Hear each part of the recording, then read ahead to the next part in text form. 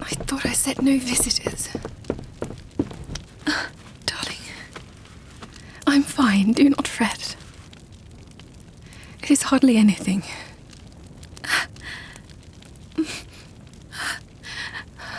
I shall live, in any case. There's nothing to be done, so you may leave me be.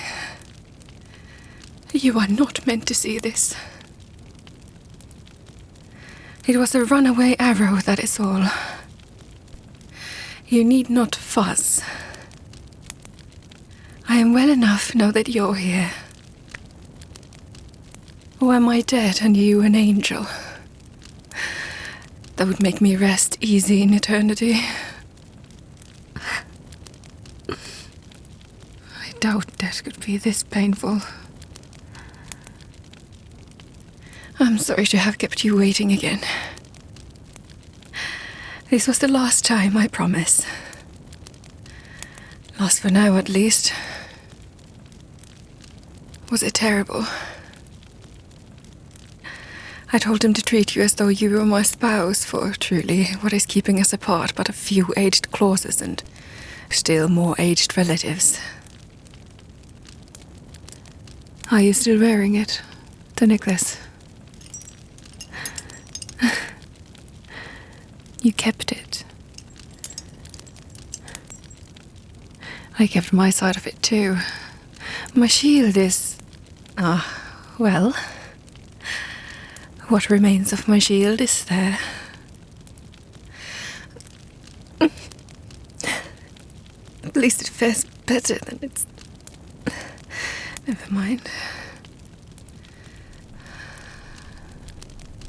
I don't recall promising to come back unscathed. You can't judge me. Did I say that?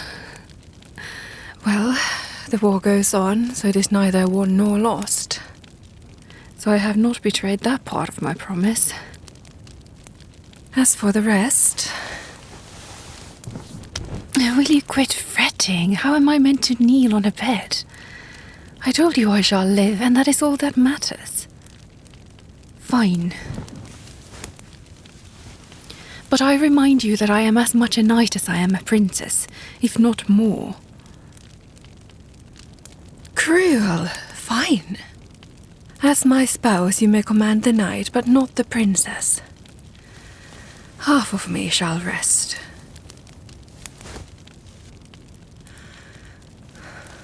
I have a new plan for you and me. What? What did you expect me to be thinking of outside battle? You envelop my every thought. The knight must push them away, but you told her to rest, so... As the princess, I am telling you my plan. We will get you a title one way or another. Any title from anywhere. It matters not. There must always be someone at all times desperate enough to be selling one. We will buy you one, or else conquer one, or have you adopted by someone who hates their distant heir. And you shall come to court standing on your own 2 feet. And then... No, it is all right. It is numb. So it does not matter. This is more important. You will come to court, and I will bring you before my mother and plead my case anew. If the problem is that you are not noble, then noble you shall be.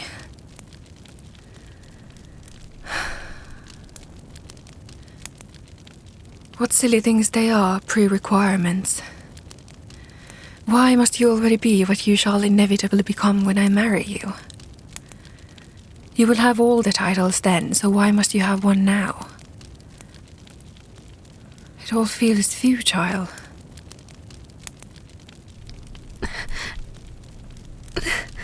No, I am fine. Must you? It isn't bleeding.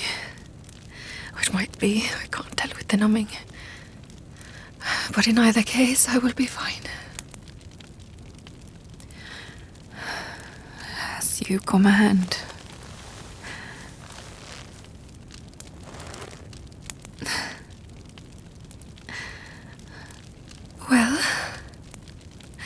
It was a very large arrow. I may not have been entirely truthful.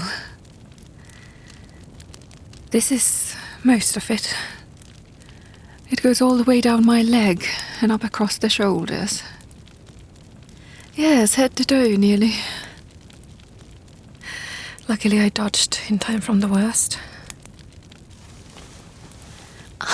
Mercy, don't touch it. I know you are gentle, but there isn't the spring breeze that could pass me by without hurting. But slowly then, because I need your touch more than I fear pain. The salve is...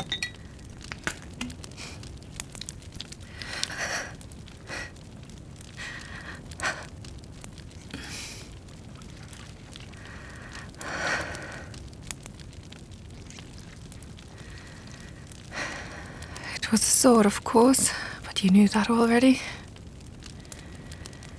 During the fourth attack, who even knew they could come in force?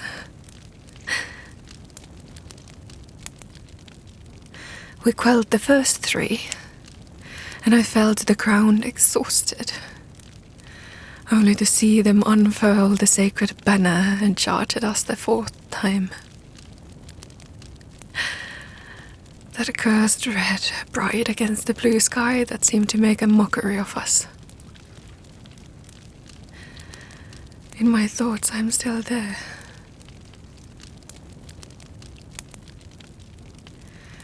Anytime I'm sent back, I feel as though I only come closer to death.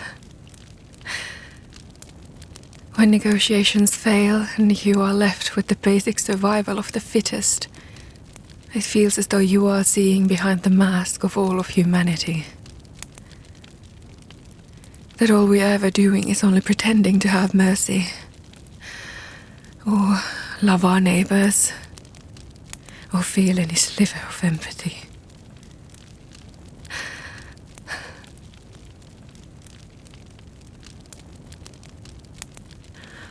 Sometimes I feel as though I'm beginning to lose a grasp on what truly matters. And where I belong. Like happiness was a naive illusion, and darkness is all there is for me. Yet, well, I survived, did I not? It matters not how loudly they proclaim no prisoners if they can't get their hands on one. I'm sorry. This isn't who I like to be, this warmonger. I only want to be the princess who rests in your arms on a soft summer day. I want peace and prosperity and the safety of a mundane life. I want to be the one who gets to see your face first thing in the morning and for the last thing when my head presses against the pillow. Or not, if we... You did that on purpose. No, touch me again right there. You did it once, so it is numbing. And now it does not matter.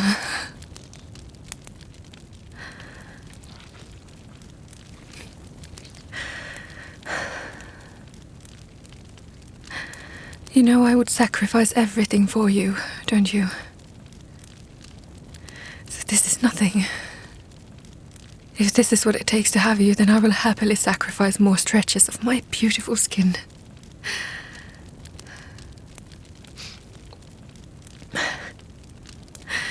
I missed you desperately.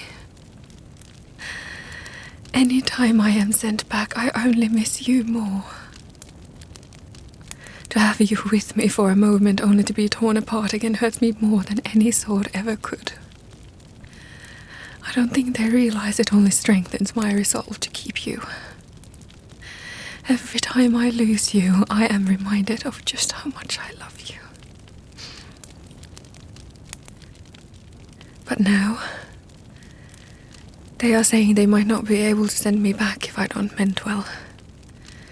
Which rather makes me consider taking the salve from you, but that side has not yet won the internal battle. No, keep healing me. I promised I would win the war for you, and that is not yet done. Though we aren't far now. You are only seeing the damages on one side. If we had lost, I would not be here. Did you stop to consider that before rushing over all red-cheeked and flushed white? We captured their king. He is here in the castle if you'd like to see for yourself. Though I am pleased to discover he ran straight for me and ignored all the festivities. It doesn't matter if I'm hurt if this brings about the end of the war. Because then I will have finally kept my promise to you, and there will be nothing anyone can do to keep us apart. And in truth, I would happily die for you if that were to be my fate. Without regrets.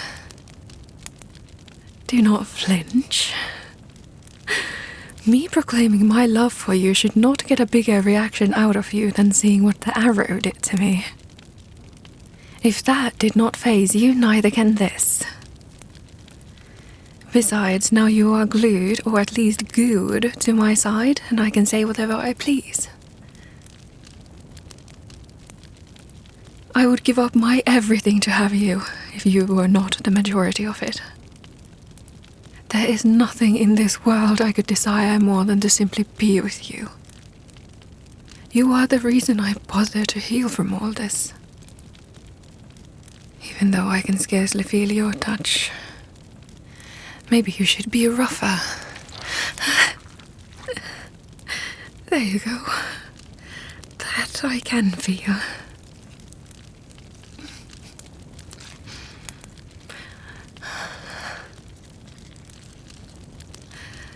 See how they all disappeared from around us. They hate to think we might be up to something. And the only thing worse for them than thinking it would be witnessing it. Makes me want to set up a stage and proclaim my love for you. Have them all run off and leave us be. Am I making you blush? Good. You have been distracting my thoughts for the entirety of the campaign. Here, solve this. Maybe I should bathe in it and get on with my life. Though this isn't too bad. There might be some merit to resting after all. But why is it so one-sided? Give it here. Where shall I numb you? It is peppermint and clove oil. Hardly any scarce resources to be diligent with. So, let me heal you too. Where would you like to no longer feel anything? I can't do your heart, I'm afraid. How about here? Or here, perhaps? I want to touch you everywhere. You wouldn't know where my hand landed. Here, take it back. That is a dangerous concoction. For today, you may touch me and I shall only dream. But one day it shall be my turn. Oh, and I haven't even asked you what I promised I would. But never mind. I see the answer in your eyes. My love, I need you in my life. Let nothing keep you from me once my duty is fulfilled. Am I being too forward? Perhaps it is the numbing agent making its way to my better sense. Though really, is there anything more sensible than making you aware of your own immense value? You are my world. You are my one true supporter and the one for whom I do all that I may. Can I not simply be honest about it?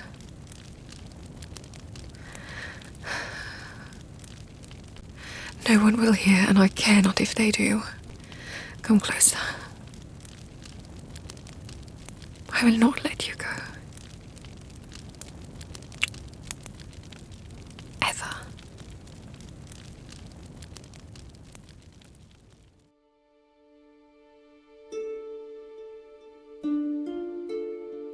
Hi, it's Shamise. I hope you enjoyed that scene. It was again inspired by the life of Edward the Black Prince, the eldest son of Edward III of England, so we're right there in the late Middle Ages again. This scene would have taken place sometime after the Battle of Poitiers, which happened in 1356. That was an important battle because for the time being, it ended the 100 Years' War. The English did win that day, but it was a very hard-won victory. The background for the battle was that the Black Prince had been going on a chevauchée, a horse rampage across France, and the French king was desperate to make it end. So he hastily put together an army made up mostly of mercenaries, and their numbers were something like 14,000, whereas the English army numbered only about 4,000. And the two sides tried to negotiate, but the negotiations were essentially just the English saying, you need to let us go and continue with what we were doing. And the French going, yeah, I don't think we're gonna do that, but you need to come down from that hill. And the English going, yeah, I don't think we're gonna do that either. So the battle started in the early hours of the morning, and the setting was so that the English were on a hill, which is good for defensive purposes. And the French army came to just stand at the base of the hill, and the two armies were just looking at each other until the French army was triggered to attack. And I don't fully understand how this hill works, because there was also some kind of hedge business going on where the French needed to come through a gap in a hedge, so the English could effectively just defend that bottleneck through which all the French had to come. And the English had really good archers, which were their strength against France in these early years of the 100 Years' War. So shooting downhill, they were able to do great damage. So for the two first attacks, the English were dominant, to the point where for the third one, the Crown Prince of France, the Dauphin, retreated from battle with, I think, a couple of his brothers and the top knights. And seeing this, some of the French army thought that they are retreating. The French army would be retreating and left also. But the French army was still so much bigger than the English that they still outnumbered the English. So they hit with the third attack, which the English again quell. They are now fighting with everything they've got, just trying to survive. And they make it through the third wave, and they are so jubilant. They're celebrating, they feel victorious. They survived, they get to live to see another day, only to see the French unfurl the Oriflamme, their sacred banner, and charge up the hill the fourth time.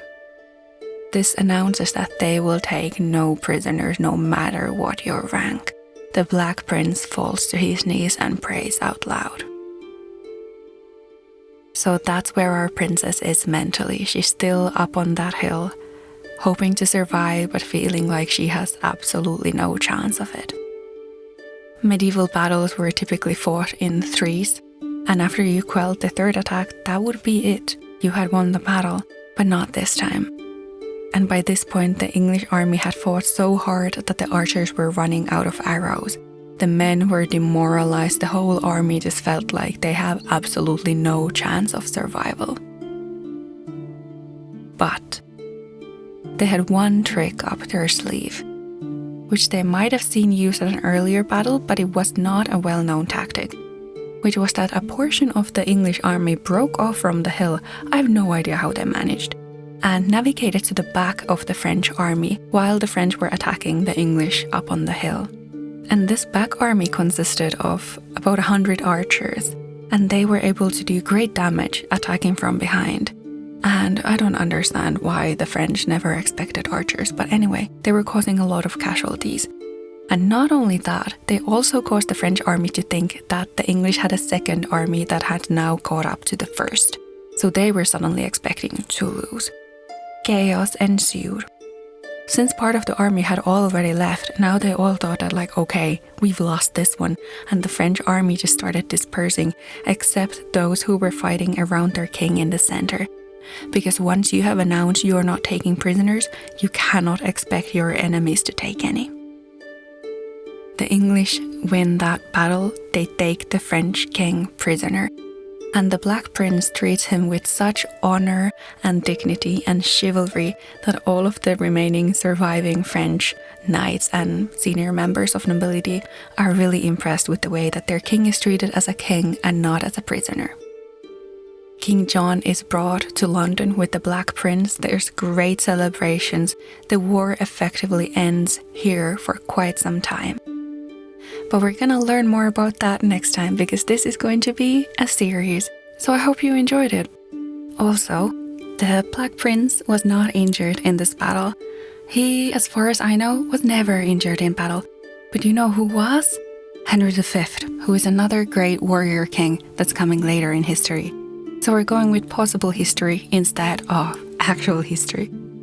Also in this battle in Poitiers, some great English knights were injured, like Sir James Audley. So a crown heir could get injured in battle, and people of importance did get injured in the Battle of Poitiers, but the Black Prince did not. But our princess did, so I hope you'll still love her even though she's a bit damaged now. Also, I had to censor this piece because she had no intention of giving up that jar. None whatsoever. I had to remind her of the limitations of YouTube as a platform. So she and I both hope that you will join us next time for the peace negotiations between England and France, except we're not calling them England and France because I don't want to deal with real history. So the peace negotiations between these two fictive countries. We're also gonna just happily gloss over the whole horse rampage thing because I don't think our princess would do that. Anyway, until then, be well and take care.